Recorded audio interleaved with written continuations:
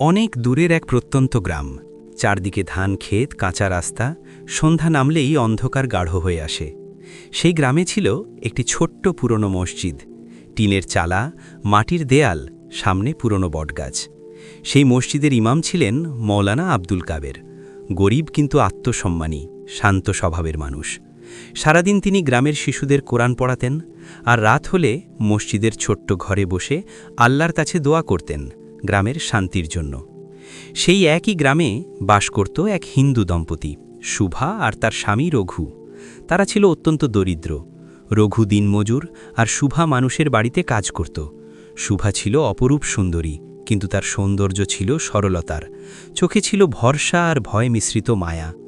গ্রামের কিছু অসৎ লোক বহুদিন ধরেই শুভার উপর কুদৃষ্টি রাখছিল। তারা ছিল ক্ষমতাশালী, ভয়ঙ্কর আর লজ্জাহীন। এক রাতে ঝড় উঠেছিল, আকাশে বিদ্যুৎ চমকাচ্ছিল। সেই সুযোগে কয়েকজন খারাপ লোক শুভাদের ঘরে ঢুকে পড়ে। তারা দরজা ভেঙে ফেলে। রঘু বাধা দিলে তাকে নির্মমভাবে মারধর করে। শুভা চিৎকার করছিল, কিন্তু ঝড়ের শব্দে কেউ শুনতে পেল না। রঘু শেষ পর্যন্ত প্রাণ হারালো। সেই ভয়াবহ মুহূর্তে শুভা পেছনের দরজা দিয়ে কোনো রকমে পালিয়ে যায়। বৃষ্টিতে ভিজে, পায়ে কাঁটা ফুটে, কাঁদতে কাঁদতে সে দৌড়াতে থাকে অন্ধকার পথে। দৌড়াতে দৌড়াতে সে এসে পড়ে সেই পুরনো মসজিদের সামনে। ভেতরে তখন ইমাম সাহেব তাহাজ্জুদ নামাজ শেষ করে দোয়া করছিলেন। হঠাৎ দরজায় কড়া নাড়ার শব্দ। তিনি দরজা খুলে দেখলেন এক ভেজা, কাঁপতে থাকা নারী, চোখে আতঙ্ক। শুভা হাঁপাতে হাঁপাতে বলল, আমাকে বাঁচান হুজুর, ওরা আমাকে মেরে ফেলবে। ইমাম সাহেব মুহূর্তের জন্য স্তব্ধ হয়ে গেলেন, কিন্তু পরক্ষণেই তার ভেতরের মানবিকতা জেগে উঠল। তিনি শুভাকে মসজিদের ভেতরে নিয়ে এলেন, একটা চাদর দিলেন। সব শুনে তার চোখ ভিজে উঠল। তিনি বুঝলেন এটা শুধু একজন নারীর সাহায্যের আবেদন না, এটা এক মানবতার পরীক্ষা। কিছুক্ষণ পরই বাইরে লোকজনের শব্দ। সেই খারাপ লোকগুলো খুঁজতে খুঁজতে মসজিদের দিকেও এসেছে। ইমাম সাহেব দ্রুত সিদ্ধান্ত নিলেন। তিনি শুভাকে নিয়ে মসজিদের পেছনের পুরনো কবরস্থানের দিকে চলে গেলেন। সেখানে এক ভাঙা কবরের পাশে ছোট্ট ইটের ঘর ছিল, যেখানে মাঝে মাঝে বৃদ্ধ খাদেম থাকত। সেদিন সে ছিল না। তারা সেখানে লুকালেন। খারাপ লোকেরা মসজিদের ভেতরে ঢুকে খুঁজল, গালাগালি করল, কিন্তু কাউকে পেল না। তারা সন্দেহ করলেও প্রমাণ পেল না। রাত গভীর হলে তারা চলে গেল, কিন্তু বিপদ তো কেবল শুরু। ভোরের আলো ফুটতেই ইমাম সাহেব সিদ্ধান্ত নিলেন শুভাকে নিরাপদ জায়গায় নিতে হবে। তিনি জানতেন গ্রামের এক বৃদ্ধা, হালিমা খালা, যিনি একা থাকেন, দয়ালু মানুষ। তারা চুপিসারে সেখানে গেলেন। হালিমা খালা সব শুনে শুভাকে নিজের মেয়ের মতো আগলে রাখলেন। কিন্তু খবর ছড়িয়ে পড়তে সময় লাগল না। গ্রামের খারাপ লোকেরা বুঝে গেল ইমাম সাহেব মেয়েটাকে লুকিয়েছেন। তারা হুমকি দিতে শুরু করল। মসজিদের সামনে দাঁড়িয়ে চিৎকার, মেয়ে ফেরত দাও, না হলে ভালো হবে না। ইমাম সাহেব ভয় পাননি। তিনি বললেন, যে আল্লাহর ঘরে আশ্রয় নেয় তাকে আমি কারো হাতে তুলে দিতে পারি না। এক রাতে তারা আবার হামলা করল। হালিমা খালার ঘরে ঢোকার চেষ্টা করল। ইমাম সাহেব লাঠি হাতে দাঁড়িয়ে গেলেন। গ্রামে কিছু সৎ মানুষও এবার এগিয়ে এলো। ধস্তাধস্তি, চিৎকার, শেষ পর্যন্ত খারাপ লোকেরা পিছু হটে, কিন্তু শপথ করে যায় প্রতিশোধ নেবে। পরিস্থিতি বুঝেই ইমাম সাহেব ঠিক করলেন গ্রাম ছাড়তে হবে। গভীর রাতে চাঁদের আলোয় তিনি শুভাকে নিয়ে নদীর ঘাটে এলেন। নৌকা ছিল এক বৃদ্ধ মাঝির। সব শুনে মাঝি তাদের পার করে দিতে রাজি হল। নদীর মাঝখানে যখন নৌকা দুলছিল, শুভা কাঁদছিল নীরবে। ইমাম সাহেব তাকে বললেন, তুমি ভয় পেও না, আল্লাহ সব মানুষের রব, তিনি তোমাকেও রক্ষা করবেন। নদী পার হয়ে তারা এক দূর গ্রামে আশ্রয় নিল। সেখানে একটি ছোট মাদ্রাসায় ইমাম সাহেব অস্থায়ীভাবে কাজ পেলেন। শুভা সেলাই শিখতে শুরু করল, কিন্তু শত্রুরা হাল ছাড়েনি। একদিন কয়েকজন অপরিচিত লোক সেই গ্রামে এসে খোঁজ নিতে শুরু করল। এক সন্ধ্যায় মাদ্রাসা থেকে ফেরার পথে তারা আবার আক্রমণের শিকার হল। এবার লাঠি, ছুরি নিয়ে হামলা। ইমাম সাহেব সাহস করে প্রতিরোধ করলেন। গ্রামের লোকজন ছুটে এলো। হামলাকারীরা পালালো, কিন্তু হুমকি দিয়ে গেল।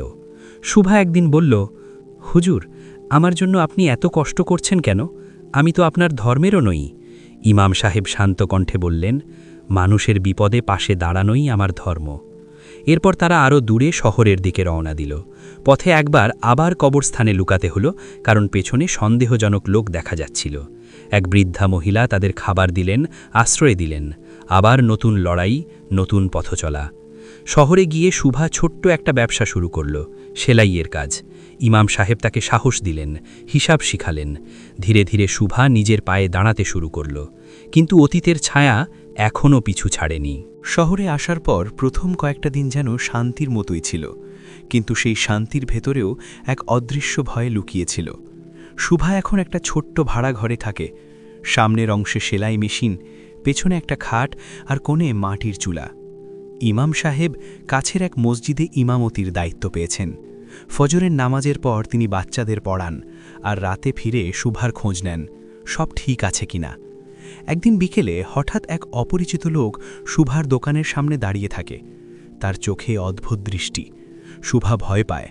লোকটা কিছু না বলে চলে যায়, কিন্তু শুভা বুঝতে পারে ওরা তাকে খুঁজে পেয়েছে।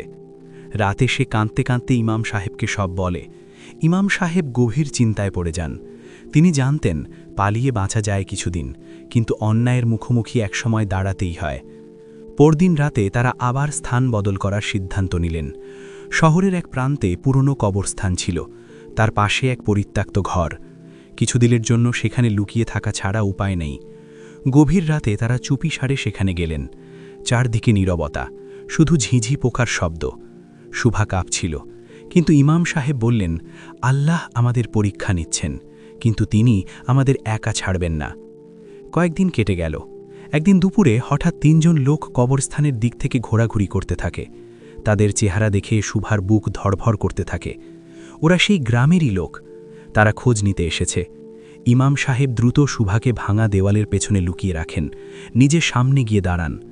লোকগুলো সন্দেহ ভরে জিজ্ঞেস করে, এই দিকে কোনো অচেনা মহিলা দেখেছেন?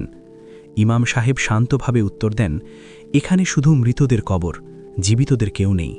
তার চোখে এমন দৃঢ়তা ছিল যে লোকগুলো কিছুক্ষণ তাকিয়ে থেকে চলে যায়, কিন্তু হুমকি দিয়ে যায়, আমরা আবার আসব। পরিস্থিতি ক্রমেই জটিল হচ্ছিল। এবার ইমাম সাহেব সিদ্ধান্ত নিলেন শুধু পালিয়ে থাকলে হবে না। তিনি শহরের কয়েকজন সম্মানিত মানুষের সাথে কথা বললেন, মসজিদের কমিটির সভাপতি, পাশের মন্দিরের পুরোহিত আর এক সমাজকর্মী। সব শুনে তারা বিস্মিত হলেন। তারা বললেন, এটা শুধু একজন নারীর নিরাপত্তার বিষয় না, এটা মানবতার প্রশ্ন। এবার পরিকল্পনা হলো শুভাকে আইনি সুরক্ষা দেওয়া হবে। তার স্বামীর হত্যার মামলা নতুন করে তোলা হবে। কিন্তু এতে ঝুঁকি ছিল। খারাপ লোকগুলো প্রভাবশালী, তারা প্রতিশোধ নিতে পারে। ঠিক সেই সময় এক রাতের ঘটনা সব বদলে দিল। শুভা দোকান বন্ধ করে ফিরছিল। হঠাৎ 2 জন লোক পথ আটকে দাঁড়ায়। তারা জোর করে টানতে চেষ্টা করে। শুভা চিৎকার করে ওঠে। কাছেই নামাজ পড়ে ফিরছিলেন ইমাম সাহেব। তিনি দৌড়ে এসে লাঠি দিয়ে একজনকে আঘাত করেন। ধস্তাধস্তি শুরু হয়। আশেপাশের লোকজন জড়ো হলে হামলাকারীরা পালিয়ে যায়। এই ঘটনার পর শহরের মানুষ চুপ করে থাকেনি। সবাই জানল একজন অসহায় নারীকে বারবার অত্যাচার করা হচ্ছে। মসজিদের মাইকে ইমাম সাহেব বললেন, ধর্ম মানুষকে বাঁচাতে শেখায়, অত্যাচার করতে নয়। পাশের মন্দির থেকেও পুরোহিত একই কথা বললেন। চাপ বাড়তে থাকল খারাপ লোকগুলোর উপর। পুলিশও এবার নড়েচড়ে বসে। রঘুর হত্যার তদন্ত শুরু হয়। একে একে সত্য বেরিয়ে আসতে থাকে। কিন্তু বিপদ তখনও শেষ হয়নি। এক ভোরবেলা খবর আসে কয়েকজন সশস্ত্র লোক শহরের বাইরে ঘাপটি মেরে আছে। তারা হয়তো শেষ চেষ্টা করবে। ইমাম সাহেব শুভাকে নিয়ে আবার রওনা দিলেন। এবার নদীর ওপারের এক গ্রামে, যেখানে তার এক ছাত্রের পরিবার থাকে। নদী পার হওয়ার সময় আকাশ কালো হয়ে আসে। ঝড় শুরু হয়। নৌকা দুলতে থাকে। শুভা মনে করে হয়তো এটাই শেষ, কিন্তু ইমাম সাহেব দৃঢ় কণ্ঠে দোয়া পড়তে থাকেন। মাঝি সাহস করে দাঁড় টামে। অবশেষে তারা নিরাপদে ওপারে পৌঁছে যায়। নতুন গ্রামে তারা কিছুদিন শান্তিতে ছিল। শুভা এখন ছোট্ট একটা সেলাই কেন্দ্র চালায়, কয়েকজন গরিব মেয়েকে কাজ শেখায়। তার মুখে আগের মতো ভয় নেই, বরং এক ধরনের শক্তি এসেছে। কিন্তু একদিন খবর আসে গ্রামের সেই প্রধান খারাপ লোকটাকে গ্রেপ্তার করা হয়েছে। বাকিরা পালিয়ে বেড়াচ্ছে, মামলা চলছে। শুভাকে সাক্ষ্য দিতে হবে। শুভা ভয়ে কাঁপে, কিন্তু ইমাম সাহেব বলেন, তুমি যদি সত্য বলো অনেক অন্যায় থেমে যাবে। আদালতের দিন ঘনিয়ে আসে। শত্রুরা শেষবারের মতো ভয় দেখাতে চেষ্টা করে। এক রাতে তারা আবার হামলা চালায় সেই গ্রামে। এবার গ্রামের মানুষ প্রস্তুত ছিল। সবাই মিলে প্রতিরোধ করে। হামলাকারীরা পালাতে গিয়ে ধরা পড়ে। আদালতে শুভা কাঁদতে কাঁদতে সব বলে। বিচারক কঠোর শাস্তি দেন অপরাধীদের। বহুদিনের অন্যায়ের অবসান ঘটে। শুভা এখন স্বাধীনভাবে ব্যবসা করছে। সে সিদ্ধান্ত নেয় আর কোনো অসহায় নারী যেন এমন কষ্ট না পায়। সে শান্তি নারী সহায়তা কেন্দ্র নামে একটা ছোট সংগঠন শুরু করে। ইমাম সাহেব পাশে থাকেন, কিন্তু সব কৃতিত্ব দেন শুভাকে। তবুও মাঝে মাঝে রাতে শুভা পুরনো স্মৃতি মনে করে কাঁদে। তখন ইমাম সাহেব বলেন, অন্ধকার যত গভীর হোক, ভোর একদিন আসেই।